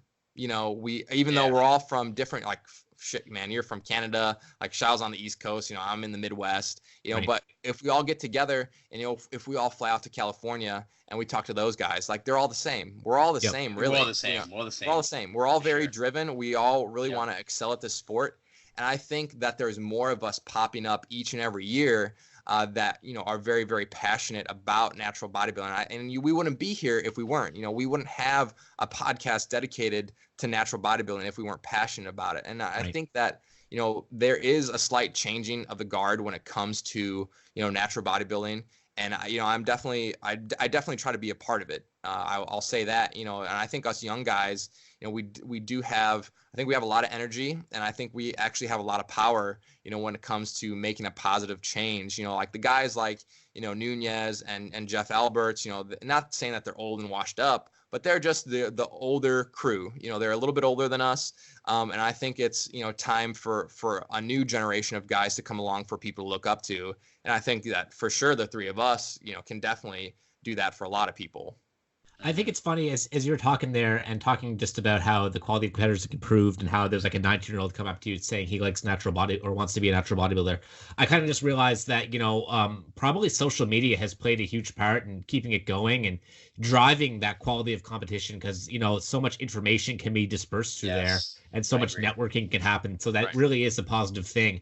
I am sometimes frustrated it's not more popular. And I think it's interesting that it's not because I think people actually want to see natural bodybuilders. I mean, the NPC created Classic Physique to have a downsized version of the bodybuilders they already have. And obviously it's still a muscle show. It's very much a genetic show. But people want to see that aesthetic physique. And, if whether you realize it or not, that is natural bodybuilding at the top level. Right. And I think if I'm kind of like getting into like a hippie headspace here, but if all the federations could have a little kumbaya and get together and we could see the best of the best compete, every year, I think that would just drive so much excitement towards it. And one thing too that I think holds it back from being more popular is there's like this generation of kind of young adult that's out, and I call it like the people who are on like Reddit or whatever, and they're very like scorned about the idea that people can look good naturally, and they're you think these guys are natty, lol. I like one of my reasons doing this podcast is I want to like address those people at some point and just like I wish I don't know what it is, the combination of words I need to say to make them believe that it's possible to look great naturally, but I wish there would be less of those people and there would be more open mindsets to like believing that like Doug Miller is, there's no question in my mind Doug Miller's natural. And I've had guys argue with me about Doug. I've had guys argue with me about myself. And I remember it was last year when I was dieting. Like I took the guy to the DMs, man. And I was just like, dude, look, like I laid it all out there, and I told him and I eventually ended up convincing him that yes, I am for sure natural. And I mean, obviously I know I am, but at the end of the day, like, what does it really matter if Doug's natural or not? What does it matter if I'm natural or not? Like, we know it, and I have drug tests to prove it. I pass polygraphs every single year, no problem. And I just go into those and I sleep easy at night. And those people are always going to be out there that are doubting. And yes, I understand where you're coming from, where they're going to be like, oh man, there's no way these guys can be natural. And I used to be one of those guys, I used to be them. I'm just frustrated. It's just a large amount of people that maybe I just get scorned by it more. I just get more affected by it. But I just wish it would go away. No, but I mean, I think what you guys are trying to say basically is see, in the past I didn't think it was hard. I didn't think it was easy to attain. But now, like once we go through the process and you see like, hey, it is possible, and then you start putting in the work, like you mentioned, like for 10 years. And then, you start each time you go into these phases, you come out looking different. Like as Brandon mentioned before, this year's off season weights, this is the best he's looked at this weight. Right. Very different quality of muscle density and size. And I think that's the one thing people don't realize, that you have to put in lots of work. It wasn't just like Brandon just like mediocre dieted for like 40 weeks. There are people that could diet like 4 years and look exactly the same. You know what I'm saying? Like, so I think it's sometimes for people to really see you, it's hard for like people to see through social media only, because like Brandon mentioned, there's always going to be people that doubt. And as sad as it sounds, those are the people that are out there to just accuse people of a lot of things. Like it's their job. Brandon's right, they're not going away. Right, and they're not going to accomplish anything. And like with us, I feel like we always try to make a positive impact. And maybe maybe we do talk shit amongst ourselves. Like I called Connor today a basic bitch from one of his Instagram posts, and I still think that he is. But you know, when we do the the coffee one, when we do those things, you know, it's all in good fun. And we're supporting each other. You know, like we could take digs at each other. You know, we could talk smack about our competition. And I mean, I'm one definitely to talk smack. Connor knows that. Yeah, I love it. And I mean, that's all part of the game. But at the end of the day, you know, we all do love the same thing. And I think that's what helps. And to kind of circle back with, you know, the organizations and coming together and kumbaya and whatnot, you know, a lot of people don't know it. I don't even know if you guys know it. But the IPE and the WNBF did try to merge this past year. I don't know if you heard that. No. That fell through. So I mean, maybe this is some people's first time hearing that statement. You know, and it is what it is. You know, they tried. It just didn't work. And I don't know if that's ever going to happen. You know, and I would say I think a lot of people need to forget about it, truthfully, because I think that over time the bad organizations are going to weed themselves out, and the good ones are going to be left. You know, wouldn't it be great that we could have one big world championship to actually call it the World Championship of Natural Bodying? It would be great, you know. Yes, for sure. But quality, oh man, it'd be fantastic. But at the end of the day, you know, if you were to win the Yorton Cup, or if you were to win the IPE World Championships, or you were to win the WNBF Worlds, like if you win the overall, no one's gonna say that you're a bad bodybuilder. Like you're still a world champion. Yep. You know, it doesn't matter what organization it was. I mean, maybe in a couple of the like if you win it in like the ANBF or the NGA or the PNBA, like someone might say like, hey, but you know, those three organizations, in my opinion, like if you win in any of those, like you're good. You know, you're at the top of your game. 100% agreed. Yeah. So, you know, as cool as that might be, you know, I think that actually may be out of our control, you know, and I would love. Somebody asked me this a long time ago. If I had any amount of money in the world, what would I do with it? And I told them that I would buy out every single natural organization and create one organization, but it would cost all the money in the world because no one is going to forfeit, you know, the rights to the OCB. Yeah, I don't see Matt Shepley, you know, giving me the rights to the OCB anytime soon. You know, as much as I love natural bodybuilding, like it's these people's babies. You know, they literally created these organizations. They're not going to give it up.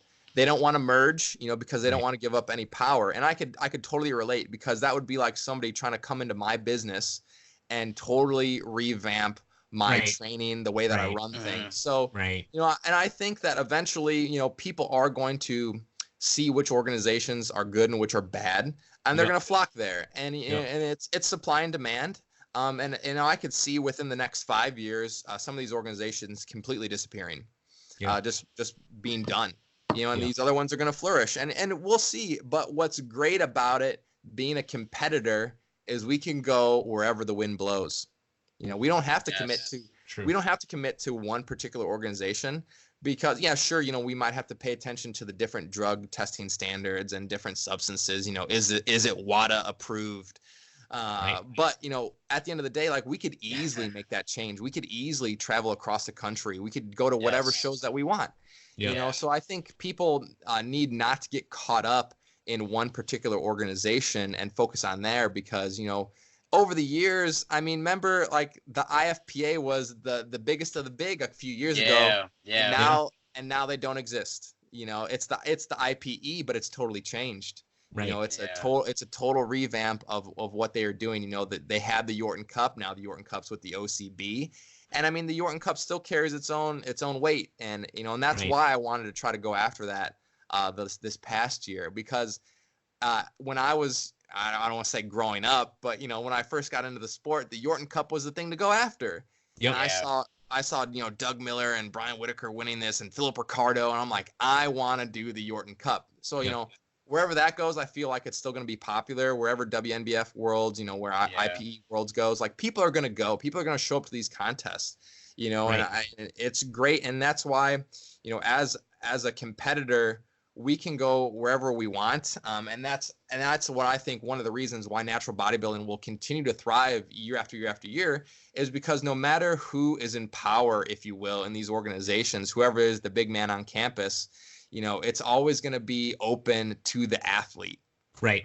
Yes. I would just love at the pro level to see there, like, whether the federations need to come together or not, I would just love to see there be like a more general broad spectrum interest in it. So like, like you have these few like really good natural guys who can compete like in untested federations and do well. Like I would love to see them being like, no, we're not going to do that. We're going to do natural bodybuilding because this title of world natural champion is like better than being an average NPC competitor or like.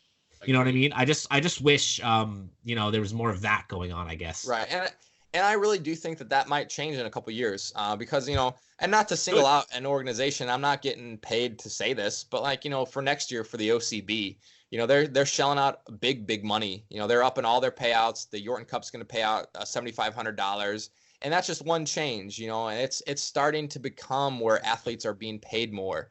And that's cool to see. And I would love to see other organizations keep doing that and making it more prestigious. And I think over time, people are going to start to see that. And, just for example, this past weekend, I believe, Sam Okinola competed at junior nationals in Chicago. And obviously a lot of you. Great example. Yeah.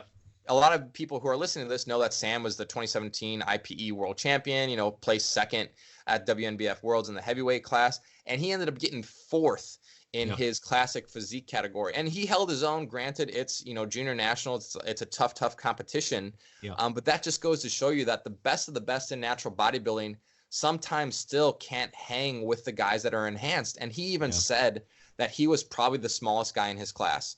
And if you know Sam, you don't necessarily use the word small and him in the same sentence without putting not in between it. Because, he's 205, 210 on stage. And that's about as big as it comes in natural bodybuilding. You have, you had Carl Sievert on a couple weeks ago. Yeah. Carl are like the two biggest dudes that are out there. And if Sam is getting outsized in an NPC show, like that just kind of goes to show you that, if even with Sam's great genetics and his many, many years of lifting, because, he's probably like 35 or 36, I think, he's even getting outsized by these dudes. And it's because, not because of his fault, but because of the substances that these guys are potentially running. Right. Yeah. So I think we'll move to wrap up the show soon. I just have one last question for Brandon, and that's, Brandon, when are we going to see you back on stage again? Oh, that's a great question. The question of all questions. So, I mean, so if I stick to my trend of competing every 3 years, I competed in 2015, 2018, potentially 2021, but don't hold me to it because, and I'm not saying any sooner, I'm saying later. You won't catch me on stage any sooner than 2021. And I've said this publicly before, but like, my wife and I might try to have a family here pretty soon. So I mean, there's that, there's life. I don't like to diet all that often. I still need to get bigger, and I still am playing the long game. As fun as it is to compete. I made this post the other day. It's even more fun to make progress. I agree 100%. So I'm playing the game where I want to be a world champion in my 30s. Or in my 40s. And, in order to do that, in order to keep the goal, I have to take time off. So yeah, I mean, you might see me on stage in 2021, and I know that's not sexy. Like the viewers are probably thinking, oh man, he should get on stage next year. Like, why not, take 2 years off and compete. Right. Well, like I said, we might start a family here. I might be a father sometime soon. Like, I don't want to be dieting through any of that. There's definitely more. As much as I love natural bodybuilding, and obviously, a lot of the people here, might know me or at least can hear my enthusiasm for the sport. As much as I love it, there's more things that are important than just natural bodybuilding. I love my family. I love my wife. Like I said, we're almost together 12 years now. and she's been with me through a lot, but, I need to dedicate time to her, time away from bodybuilding. That's what I'm going to do tonight. Like I'm done with all my emails and all that kind of stuff. Like, Nice. devote time to her, devote time to other things other than bodybuilding. And I think a lot of people can learn from that, because, when we, as much as we love it, as much as we love to train, we do have to take time away, because that kind of helps us, relax a little bit, relax our minds, and it keeps us in the sport for a long time. When these guys, and I see guys all the time, they hit it hard for a couple years, they compete 3 years in a row, whatever, and then they're done. They're burned out because they ruin themselves. With me, It's always been the long game. And one thing that I always told myself, and you won't catch me, and if anyone ever catches me doing this, please call me out on social media or slap me in the face if you see me. But every time I step on stage, I want to look different. If I don't look different, if I'm taking 3 years off, then I did something wrong, and I don't want to post transformation pictures from 2018 to 2021, and you have to get out a magnifying glass and look for improvements. Yeah. So that's one of the things that I've always told myself, and that really irks me when people do that, is they throw up these transformation pictures and there's literally no progress made.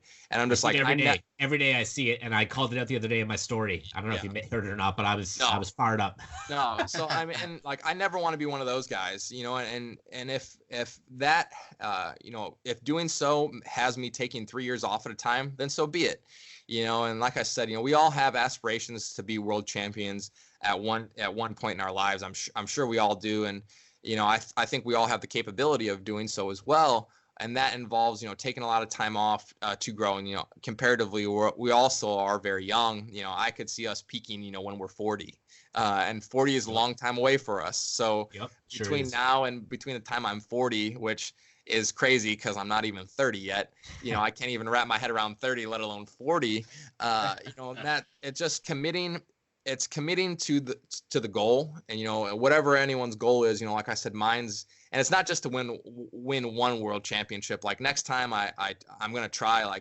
So this past year, it was let's see how I can do in a world championship. Like next time, it's not gonna be let's see how I can do. It's gonna be let's see if I could win it.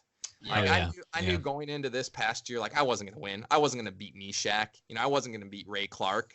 I knew the guys that were going to compete. I'm not stupid. I do all kind of research. But next time around, give me a few more years under my belt. Yeah. And then, if I'm, 30 years old or whatever, and still, I'm still going to be young. If I'm 30 and if I'm going for world championships. So it's not even, I don't even look at next season as the season.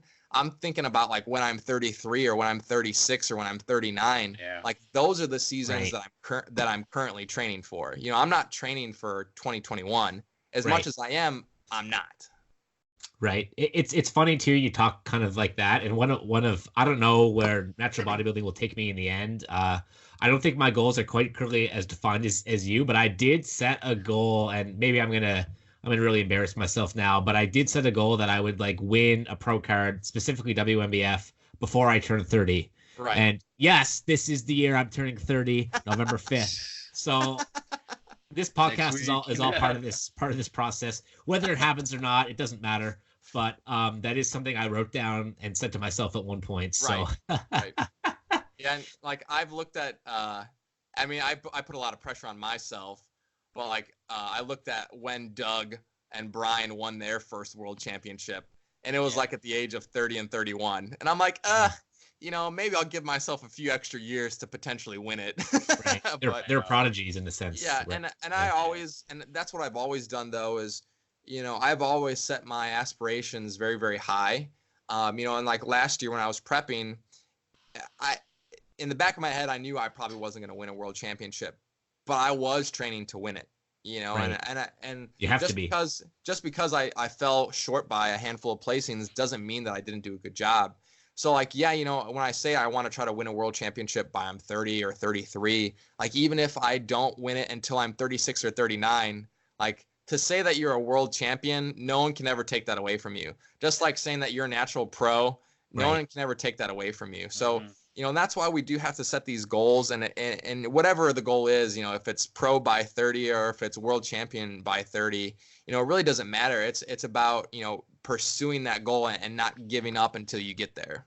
Right. And I think that mindset is just what I like about you too. Cause I mean, you said like prepping to win the pro championship, even though you're not going to, you're probably not going to win it.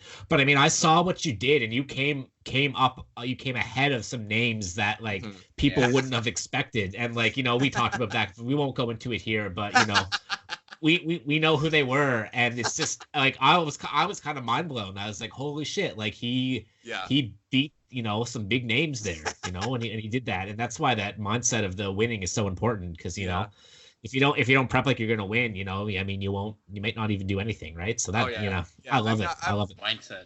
I've always been, very, very competitive, with anything that I do. I mean, even like going back to my wife, like when we were dating in high school, or not even dating yet, like I was pursuing her, like, she was the prize.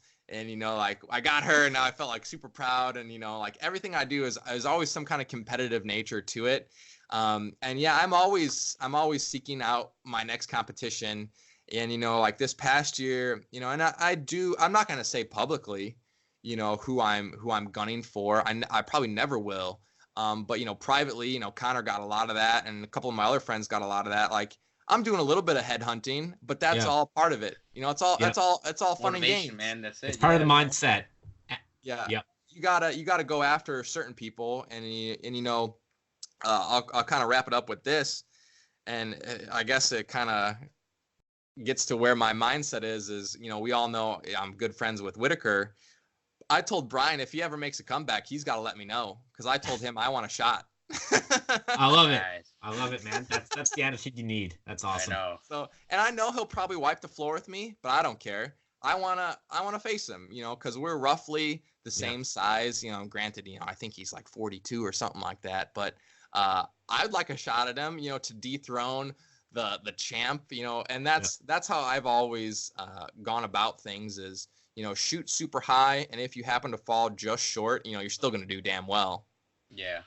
Yeah, even just getting up on stage next to him, whatever the outcome, you'd come out a better man. Sure hanging with the best. Yeah. That's it. Yep. Just to see how we compared. That's it. Anyways, I think we'll wrap things up there, Brendan. That was awesome. I'm amazed just how much passion you have for natural bodybuilding and just how it kind of came out in this podcast. I think anyone who likes natural body, I think this podcast is really going to catch on, because we're getting these guests that just really love it, and it's going to start catching on really soon. Not that it hasn't. The reception has been pretty good, but I think it just, with interviews like this, it's really going to grow. So thank you so much for coming on tonight, man. Yeah, man. And thank you so much, and it was nice meeting you, man. Finally, yeah, absolutely. Thank you for having me. I really appreciate it. And with that, until next time, Natty Muscle Radio, we're out. Thank you guys for watching. If you guys like the video, please like, share, and subscribe. Thank you.